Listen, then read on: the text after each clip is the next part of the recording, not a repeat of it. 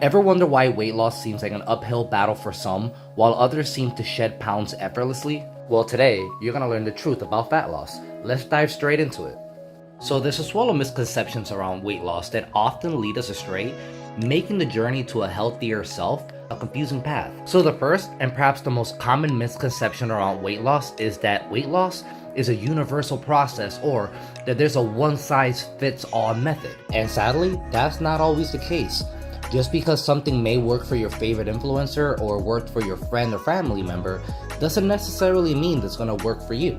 That's why some people can get fantastic results using a low-carb diet, for example, while other people get better results using a keto diet, while other people can get fantastic results without even doing a proper diet whatsoever. Think of your body as a unique type of machinery with its own set of instructions. While some machines may run better on a high-protein, low-carb diet, while others might require a high-fat diet. Some may require more physical activity, while others may require less. While there are general principles of fat loss that everyone should follow, it's really about making a tailored approach towards your fat loss goals. When it comes to the 4 rules that everyone should generally follow concerning fat loss, rule number 1 is that whatever diet method you do decide to choose, that diet method should be sustainable long term. The whole goal behind dieting is creating a slight calorie deficit, or in other words, eating slightly less calories than your body requires in a day to survive.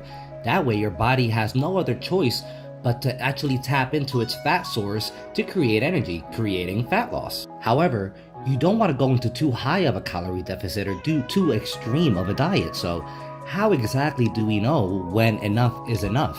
In order to properly establish a good calorie deficit, you first have to know what are your maintenance calories, or in other words, how many calories do you need in a day just to survive? I've covered this before in past videos, but a very simple way to calculate this is simply get your current weight and multiply that by 15. That's going to give you an average result of what your maintenance calories should be. Once you do have this number, the idea is to establish a slight calorie deficit anywhere from a 10 to a 20%. So for example, let's say that you currently weigh 200 pounds. That would mean that you would need 3,000 calories to maintain your current weight. From here, you can start cutting anywhere from 300 to 600 calories every single day, effectively creating a good healthy deficit. This rate of fat loss is going to allow you to lose roughly around a pound of fat per week, which also equates to about 52 pounds of fat in a year. Also importantly, it's sustainable long term.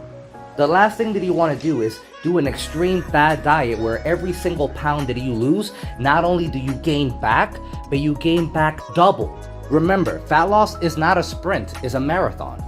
The second rule that you have to follow is that no matter what type of diet that you do choose, make sure that you're eating enough protein to actually spare and retain the muscle mass that you currently have. And yes, in my opinion, you should even follow this when you're doing a keto diet. See, protein is the building blocks of life, literally. Protein helps repair muscle tissues, it helps preserve any lean muscle mass that you do have, it aids in proper digestion, among other benefits. Now, keyword that I mentioned is it helps you retain lean muscle mass. When you're trying to lose weight, you're actually trying to lose fat. There's a very big difference between losing weight and losing fat.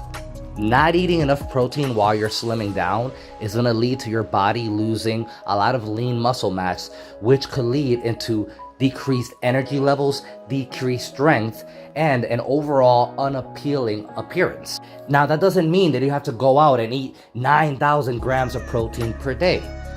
As long as you eat simply 1 gram of protein per lean body mass that you currently have, you'll be fine. Now, what type of diets are there and which one may be a better suit for you? Number 1, we most recently covered a ketogenic diet.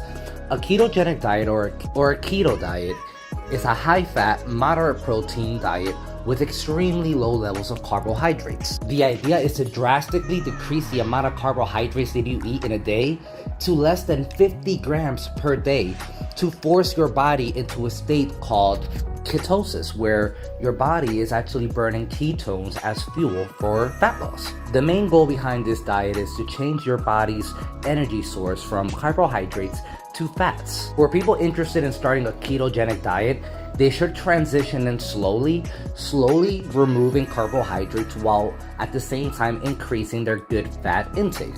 And good sources of fats can come from nuts, oils, and fish, among other good sources of fats. If you are interested in hearing more information of a ketogenic diet, I did cover an entire video of that, so make sure you watch that after this video. Next up, you have your classic high protein, low carbohydrate diet. And this diet is literally how the name implies.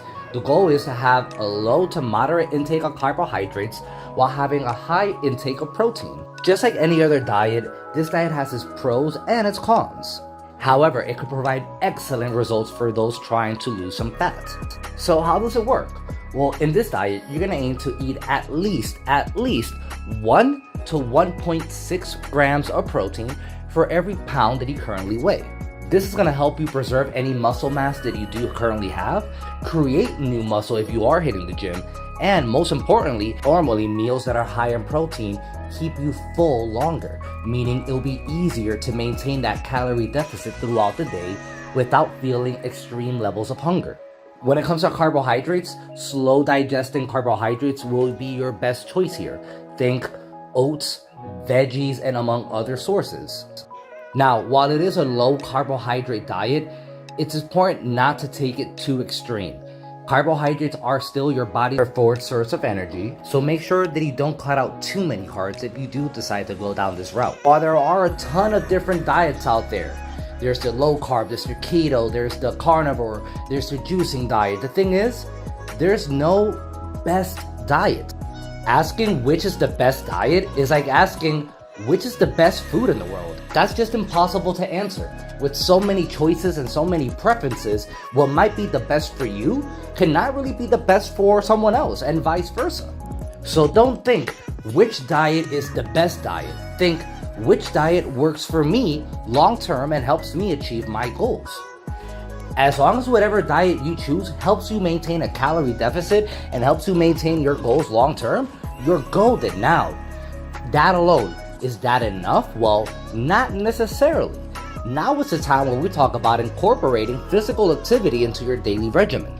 Exercise has numerous benefits for your health and for your fat loss journey. Exercise not only helps you burn more calories, it helps you build lean muscle mass, it helps you increase your cardiovascular capacity, leading to a stronger heart and increased health overall. And when it comes to incorporating physical activity into your daily regimen, there are a wide range of options. You can consider walking, jogging, you can consider swimming, playing any low-impact sports. All of these are fantastic forms of exercise that help you increase your overall health and burn more calories. You could also consider resistance training or weightlifting, which is a real game changer. You see, the thing is, once you incorporate resistance training into your daily regimens, not only is that going to help you burn more calories while you're exercising, it's also going to help you burn more calories while at rest, because you're going to be able to increase the lean amount muscle mass that your body holds. And the more lean body mass that you have, the more calories that you burn throughout the day, even while you're at rest. Also, by adding resistance training, you're not just going to be losing fat, you're also going to be adding muscle mass at the same time. Or in other words, you're going to be toning up and sculpting your body, allowing you to achieve that lean, toned look with those lean abs and those nice glutes if that's what you're into now for the summertime. When it comes to incorporating physical activity into your daily regimen, especially weightlifting, start slowly and progressively increase the difficulties of your exercises over time. If you are just starting out right now, consider working out 3 to 5 times a week, allowing plenty of time for your body to rest and heal up between sessions. And make sure that no matter what diet method you choose and whatever training frequency you do apply, make sure that you prioritize to get enough rest. Nothing is going to set you back more in your weight loss journey than not getting enough rest every single night. Make sure that you prioritize getting 7 to 9 hours of sleep. So make sure you turn off your electronic devices about an hour before you plan on going to sleep, making sure that your room is nice and dark and cold without any noises or distractions. Try to keep your stress levels as low as humanly possible. That way, the next morning, you have enough energy to crush your day, get your workout in, and just be that amazing boss that you are. And hey, If you enjoyed this video, make sure you watch this video next for even more fat loss tips, okay?